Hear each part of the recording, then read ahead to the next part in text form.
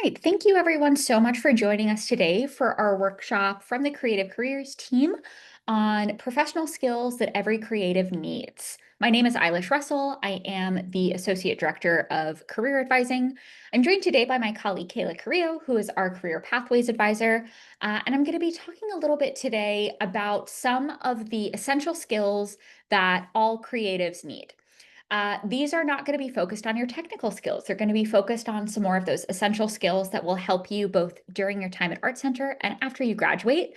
And we'll talk a little bit about where you're going to use them and then how you can build them, which is really, really important. So our agenda for today looks a little bit like this. We're going to talk first about professional communication, then we're going to talk a little bit about time management, strategic planning, organization, and prioritization. But before we do any of that, I really want us to focus on core versus supporting skills and kind of developing that understanding. So, our core skills are these fundamental abilities or skill sets that we have that are essential for success in a lot of different contexts. They're things that are transferable between jobs. They're things that are transferable between your academic experience and your professional experience. And then we have what I'll call supporting skills. And supporting skills are really specific, often technical skills that are directly related to the core activities or tasks or specialized work that you do. Neither of these skills are necessarily more or less important than the other. What's important to know is that they both exist and they're both really important for you to thrive professionally. And today, a lot of what we're going to be talking about are these core kind of transferable skills. So, we're going to start ourselves off with professional communication. This is probably one that you have heard of mentioned more than once already if you have been at Art Center for more than a short amount of time. But professional communication is essential to developing strong working relationships and to thriving in the workplace. Where are you going to use it? You're going to use it verbally in meetings, in presentations, in discussions with your colleagues. You're going to use it in written contexts. So this might be emails or reports or any official documentation. And there's even nonverbal professional communication, which can look like eye contact and body language and the tone of voice that you use. And all of these are really, really important. So when we think about professional communication, I want us to think about both how we're communicating and how we're being communicated to, because we can also expect a certain level of professional communication from others as well. How we need to build professional communication is through a few different ways, but active listening. Active listening means being really engaged when somebody is presenting to you or for you. And that could be in your classroom. It could be in an email. It could be in a memo that gets sent out, but really making sure that you're actively listening or perhaps reading if the context is written so that you can ask the right questions and really understand what's being needed. A great example of this might be that you receive an email about an opportunity and then you immediately respond to the email to ask a question, but maybe the question that you asked was already included in that email that you received. And if you had read the email, if you had just taken an extra minute to read through the email and make sure that the information that you were looking for wasn't already there, you would have learned that piece of information and you wouldn't have needed to send that email.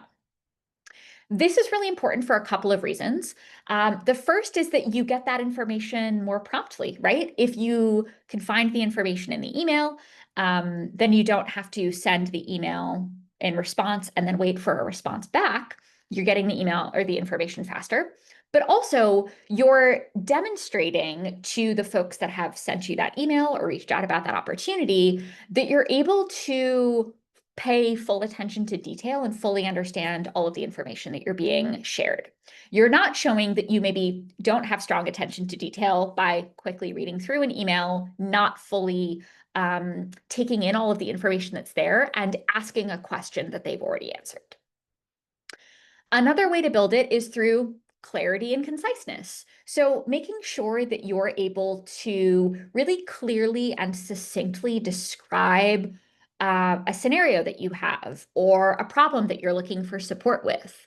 Making sure that you're giving the most specific information that is needed in the most concise or succinct way is really, really beneficial. That way, if you call somebody on the phone or you send an email or you're chatting with a faculty member after class, you can really, really clearly say what it is that you need support with or what information you're looking for, and they're better able to give you a response. Then is audience awareness.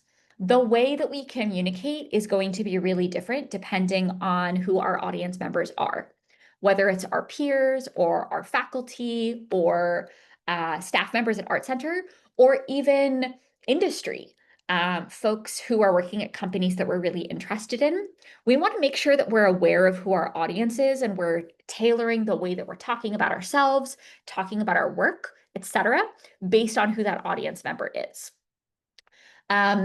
It is really great to remember that we wouldn't necessarily talk about our work with a friend who's in our class who knows a lot about what goes on in that class, the same way that we would talk to a recruiter from a company we're really interested in who hasn't been in that class and maybe doesn't have that same familiarity with the material, because those are two different audiences of people.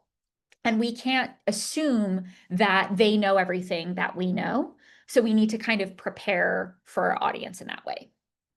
And then finally is an umbrella of terms or an umbrella of skills that I'm going to call communication etiquette. And communication etiquette looks like things like what we've mentioned previously, active listening, clarity and conciseness, etc.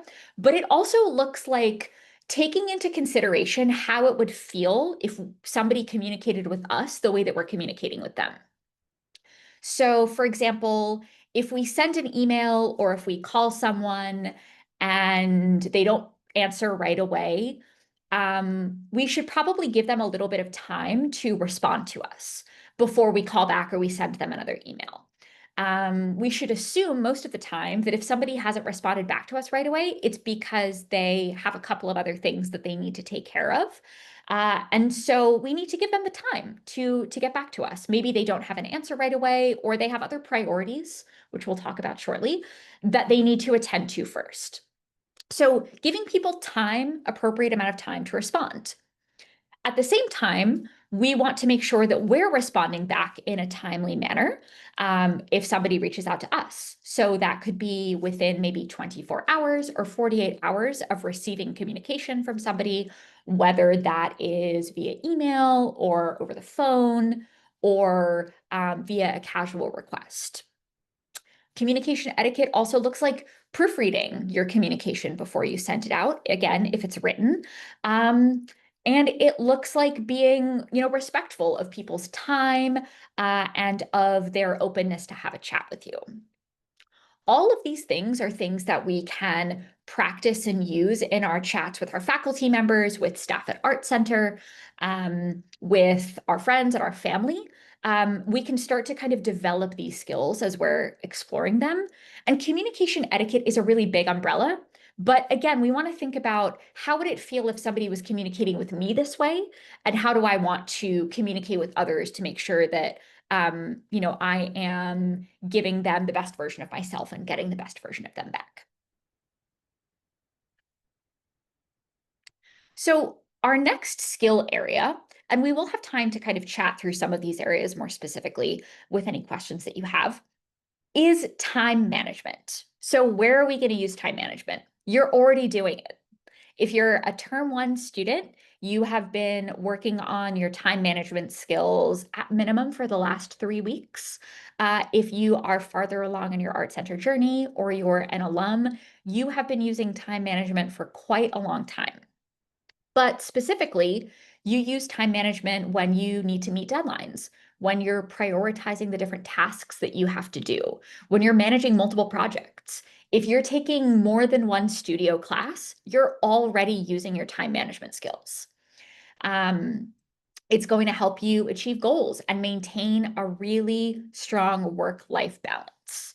And time management is essential for creating a working scenario that you feel fulfilled by rather than overwhelmed by, as well as by achieving the things that you need to achieve in order to be a essential member of your team.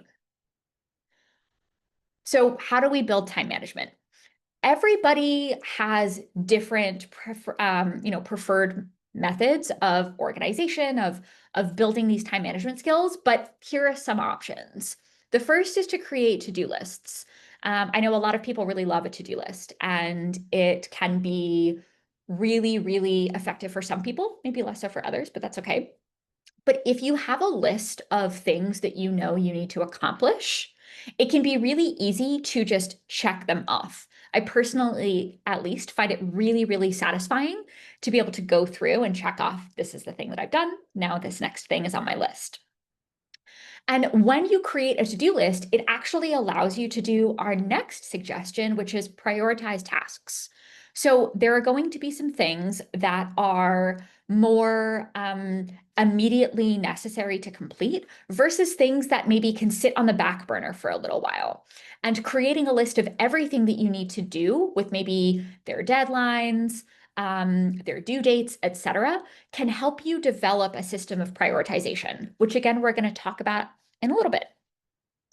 The next thing to do is to set really realistic deadlines for yourself. I know that something that is a huge learning curve for most people, creative professionals, students, myself included, is to be really realistic about the deadlines or the amount of time that it's going to take me to complete something. So rather than saying, oh, I can definitely get this thing done, this task, this responsibility that I have within a couple of days, it's really important to sit back and think, okay, based on everything else that I have to do, how realistic is it for me to get this done by a certain time? A really great example of this is preparing for something like internship applications, right? I know a lot of you, especially if you're in your earlier terms, are thinking about preparing for and applying to internships.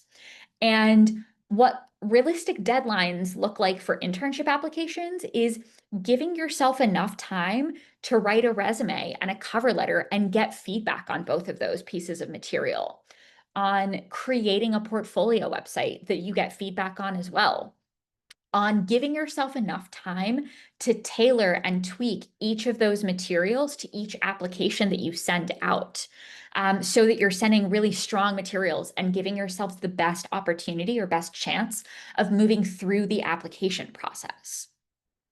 Those realistic deadlines and really understanding how much time you have and all of the things that you need to do can help you plan more effectively so that you're not missing any deadlines, so that you're sending out quality materials or engaging in a really high quality way with the tasks that you need to do, without creating a time crunch, without needing to work through the night, at least as much as possible. I know some of us are working through the night regardless, but really being honest with ourselves about what those deadlines are and how quickly we're able to accomplish them can really help with our time management skills. Next couple of things are, some smaller suggestions, but I think can be really helpful depending on your preferences. Plan out your week. This is kind of similar to a to-do list or a prioritization, but thinking about over the course of your week what you need to get done and when or what days are most effective for that.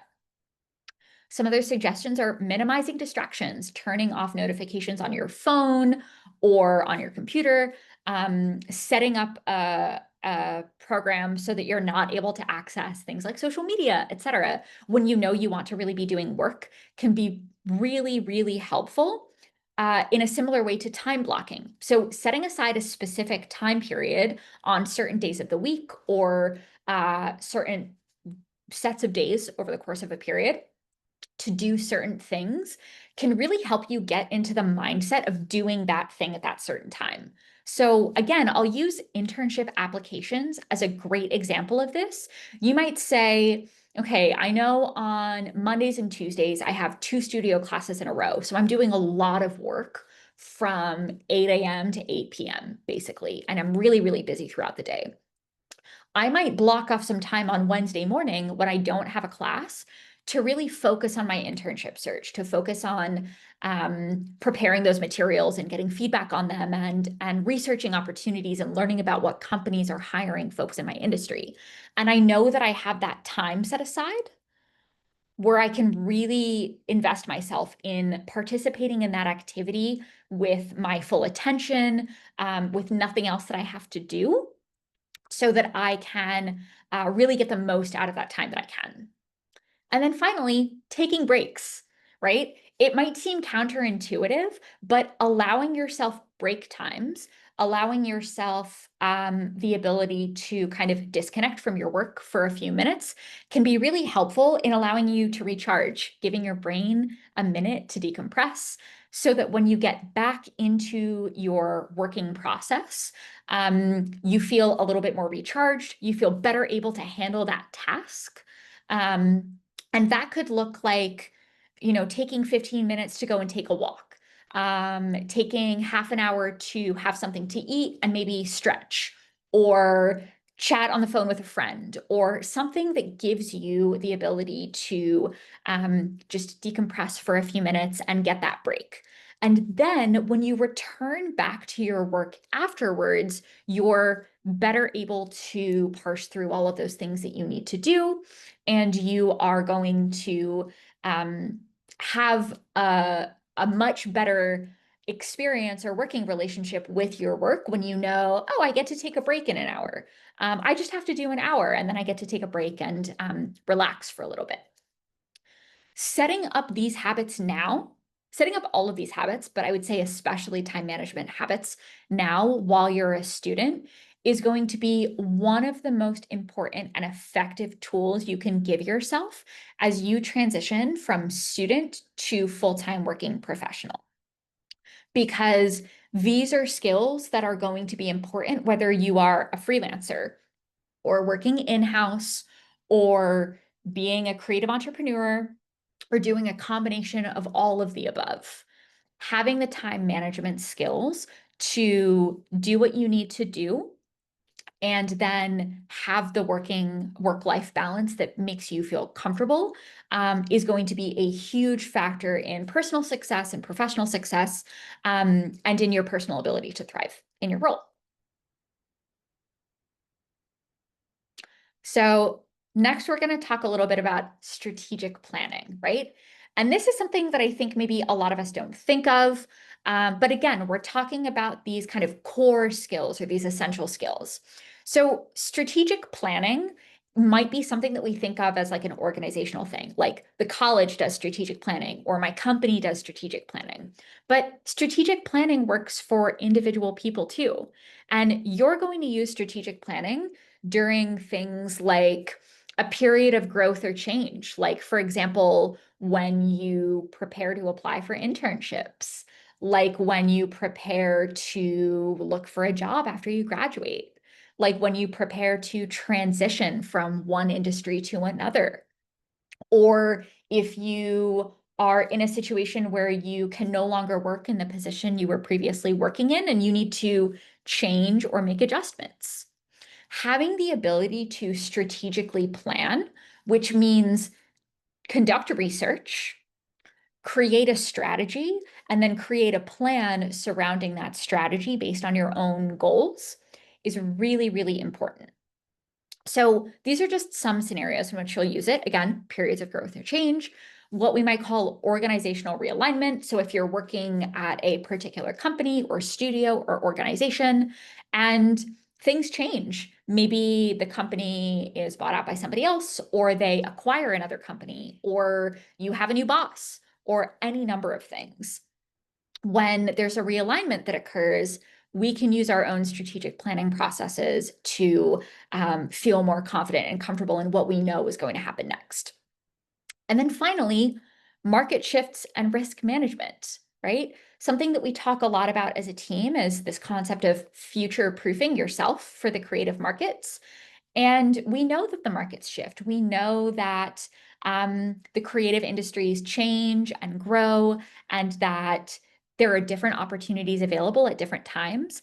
And a great way to navigate market shifts and really future-proof yourself is to have the ability to strategically plan, to set a goal for yourself based on research, create a strategy around it, and then plan based on that strategy. So, how do we do that, right? The first is we want to think a little bit long term. So this can look like developing a creative career roadmap, which is something that we discussed a couple of weeks ago and something that I would be happy to send you some details on. Thinking long term allows us to identify not just what would be immediately great for us, but how that thing we think is immediately great for us can help us down the road. Beyond that, we want to really try to embrace curiosity. Think about things in perhaps a new way, ask really great questions, and embrace the ability to learn and grow and change new things, and maybe take on a new skill or a new hobby, or put ourselves out of our comfort zone by getting curious about other people and what they're doing. Then we want to practice critical analysis. So asking questions like, how do I achieve the thing that I want to achieve? And what steps will it take for me to get there? What is actually required of me to get there? Rather than just saying, I want to take this internship or I want to work at this company, our question should be, what does it actually take for me to get this internship? Or what does it actually take for me to work at this company? And what do I do if maybe that initial plan doesn't come to fruition the way that I thought it was? Then, much like embracing curiosity, we want to foster creativity. All of you are incredible creatives. That's why you're here at Art Center. And you're already thinking about and using your creative skills on a daily basis. But often we're kind of focusing them outward. Our creativity is focused on the design work that we're doing, the art that we're producing. It can also be really helpful to focus that creativity inward on our own professional development. So thinking about how we can be creative in terms of our job or internship search, but also thinking creatively, like, how can I be best used to the team that I'm working on? Or what creative opportunities do I have to freelance within my industry? Can be really, really, really helpful. Then a couple more suggestions are to set SMART goals for yourself, not just a goal or a dream or a wish, but a SMART goal, which is one that has specific earmarks. We'll send kind of a resource for that, specific earmarks that allow you to determine when you've met that goal. The SMART goal specifically is a system that's set up to help you plan around how to achieve that goal based on those aspects. And then finally, seek diverse perspectives, right? So rather than kind of existing in maybe the silo of our department, or just having friends that are within our certain social circle, we might look outside of that social circle and say, what club can I join that would, really broaden my perspective, or help me to explore a new thought process, or add in something different. And this is something that's really highly prized in terms of our design work. We want to, really consider a diverse audience. That's what user research involves. That's what we're often designing for. But again, sometimes we don't necessarily think about that for our own professional development. So seeking those diverse perspectives, asking faculty, asking staff, asking peers, asking our coworkers when we're, graduated and we're working full time, be really, really, really important. And then we get to organization. And I know that I'm running through these very quickly, but I kind of wanted to just introduce this idea conceptually, and then we'll have some time for questions at the end. So organization is something that is essential, again, already in many aspects of your time at Art Center. So organization is associated with increased productivity, which is correlated to reduced stress, right? And everybody wants to be more productive and a little bit less stressed. But it's also very strongly tied to your goal achievement and to better decision making. When we're not well organized, when we're not well prepared, it's a lot more stressful to make decisions. And when we make decisions under stress, sometimes we don't make the most effective decisions. Maybe we don't have all of the information in front of us, or we don't have the time to look at all of the information, or any combination of things. But when we prioritize organization, we know that we have the ability to make decisions as best possible. We have the ability to choose from the most number of options when we're making that decision. We have the ability to plan for that goal achievement.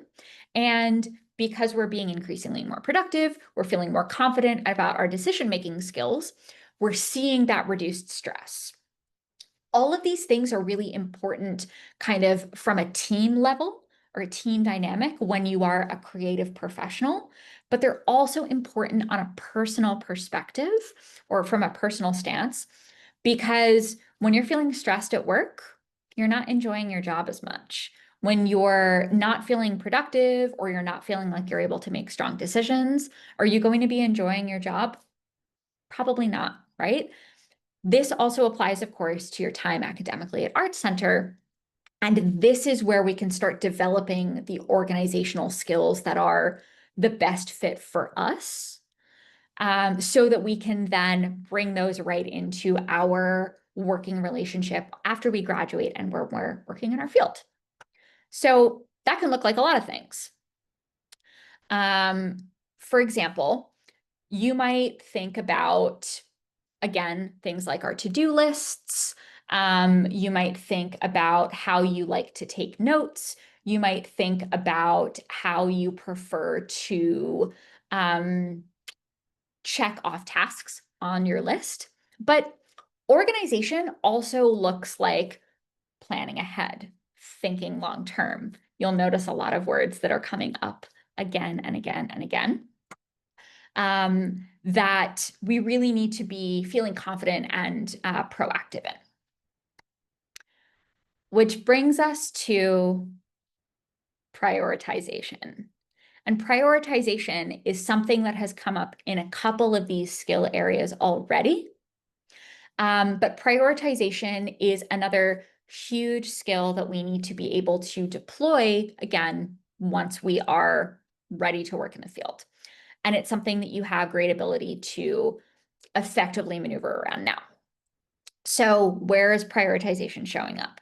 In your ability to assess projects and engage with new opportunities, in your ability to make decision-making, in your ability to strategically think, in your ability to engage with time management and adaptability. And all of these factors here are things that we've actually already mentioned, right? So there's kind of a fun circle where a lot of your essential skills help you build these other essential skills.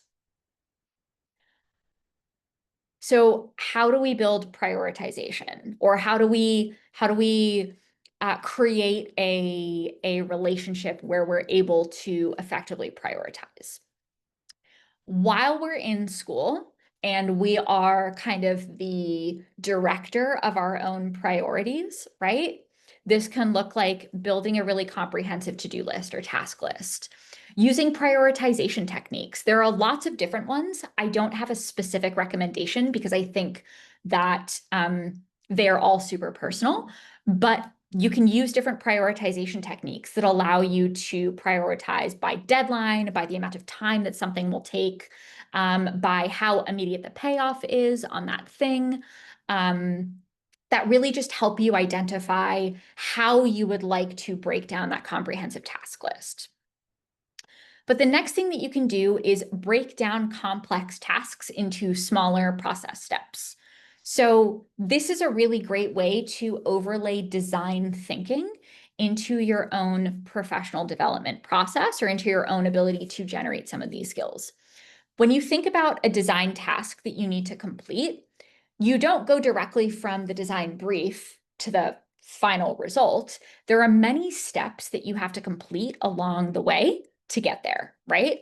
And we can break down any task in that same way, breaking down that complex task into more smaller steps, doable pieces that we are able to kind of see a little bit more clearly and better understand how long it will take us to complete them, and maybe because of that, where they fall in our priorities list. Another really important part of prioritization, though, is regularly reassessing those priorities.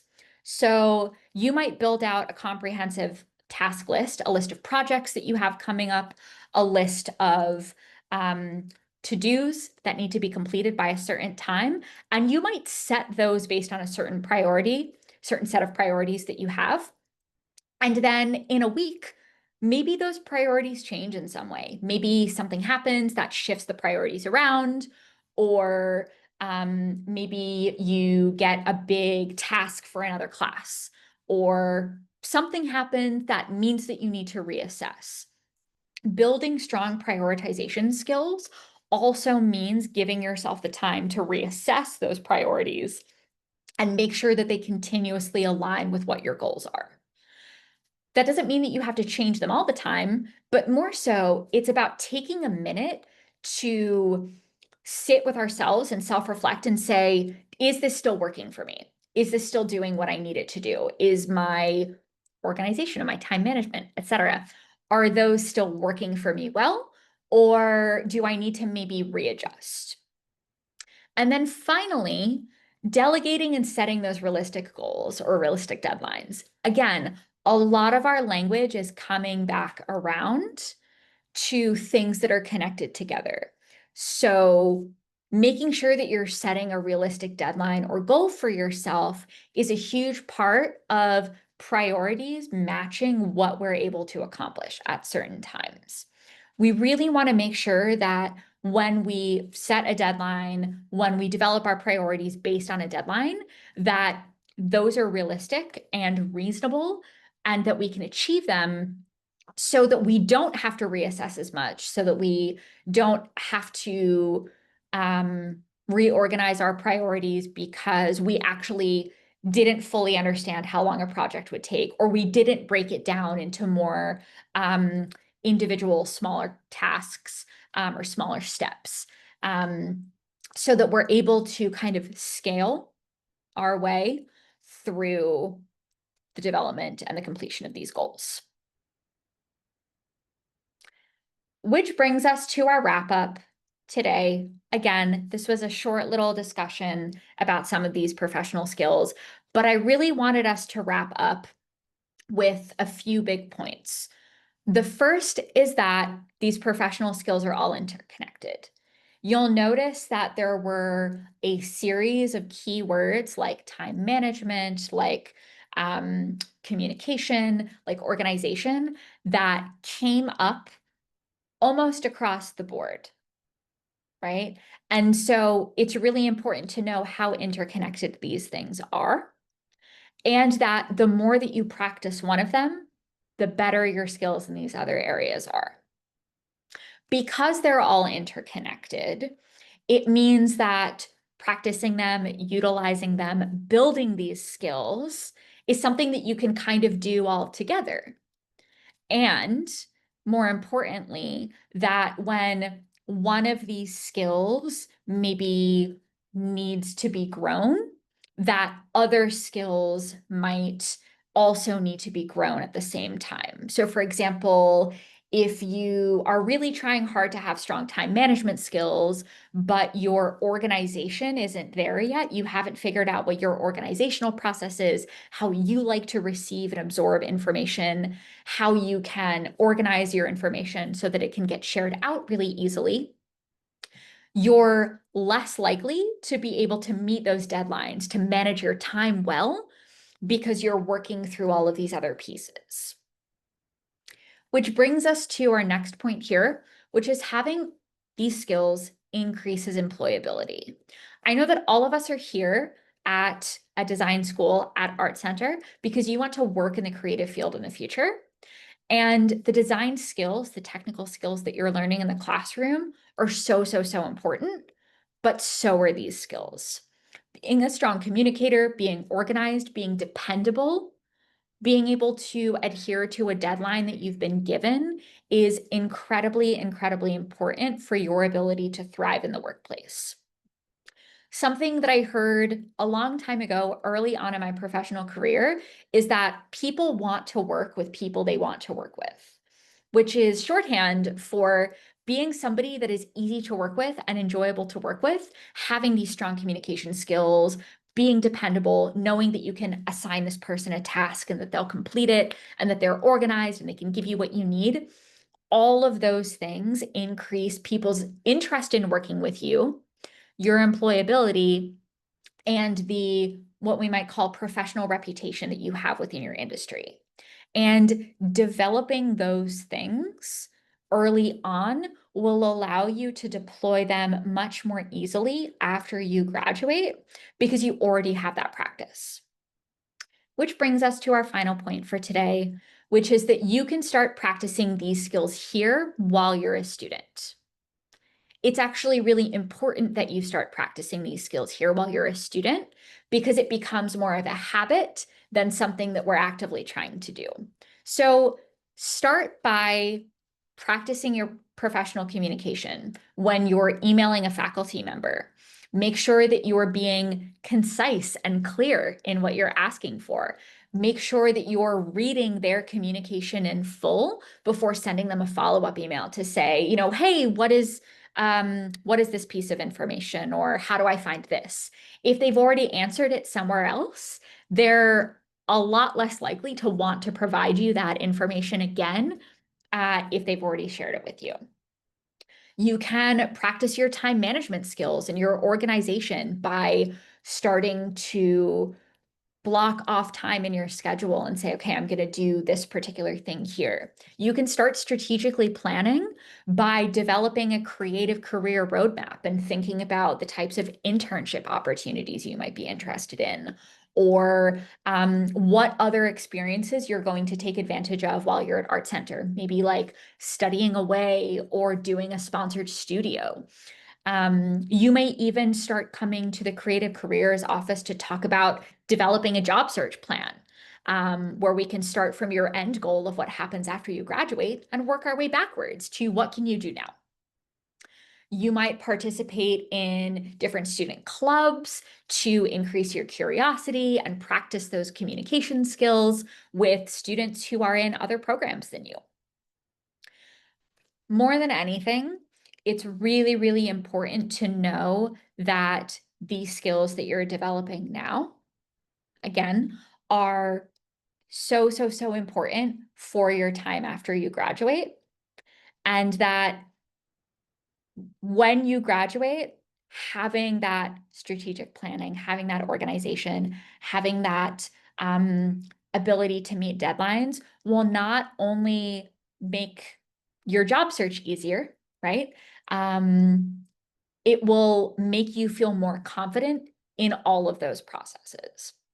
And for the most part, we're not necessarily born with these skills. They're skills that we grow and we develop and we nourish over time.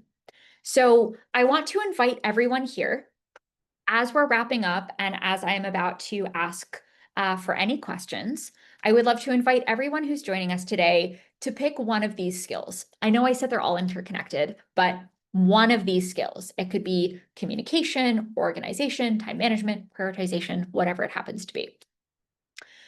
Pick one skill that you would like to work on for the rest of this term.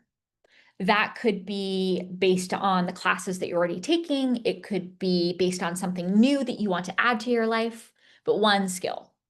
And again, it should be one of these core essential skills. And then make a plan for how you're going to improve that skill. Doesn't have to be a really involved plan. It could be, I want to improve my communication, so I'm going to join a club where I am verbally communicating with other people outside of my department more often. It can be as simple as that. It doesn't have to be really involved, but picking one skill, saying, this is what I want to improve, and here's how I'm going to do it, is your first step to practicing all of these skills and developing these skills. And regularly checking in with yourself to assess, this is where I'm feeling about these skills. I want to improve them more, or I'm feeling really good about this skill. Maybe I want to move on to another skill and prioritize that one really well. As long as you are aware that you need to be working on these and you're taking advantage of the opportunities that you have to improve them while you're a student, you're going to be doing great. So with that, I want to throw up our contact information for the Creative Careers Office.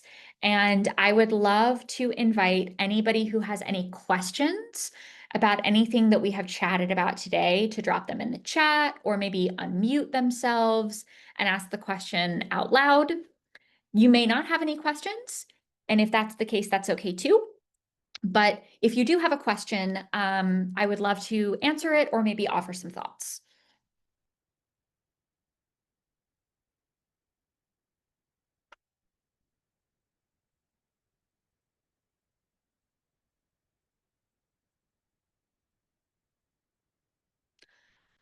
My colleague Kayla added in a note here about the peer coaching offerings, which are really wonderful for navigating skills like time management and organization, which I will absolutely second. The peer coaches are an amazing resource at Art Center that I think are really wonderful to get involved in or to be familiar with. They can help you short term or long term, and they're a really, really wonderful addition to the Art Center community. Thanks, Kayla. Anybody have any questions or any thoughts?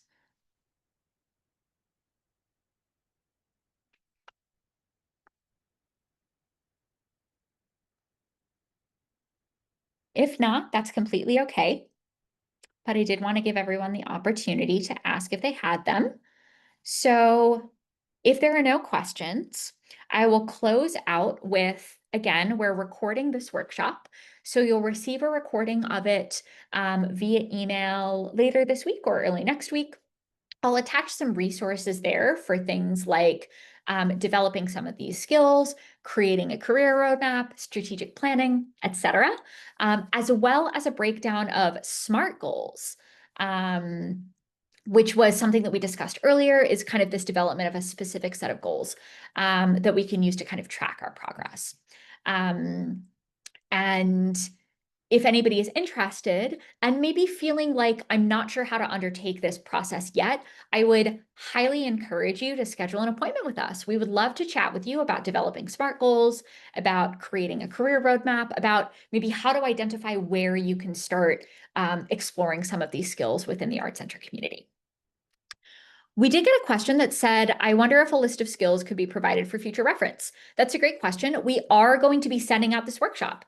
So you can rewatch the workshop and make note of the skills that are listed, as well as maybe take note of how you would like to approach developing those skills and what opportunities you think are accessible for you in that skill development. Great question. Anybody else have any last questions for us today? All right. Well, thanks everybody so much for joining.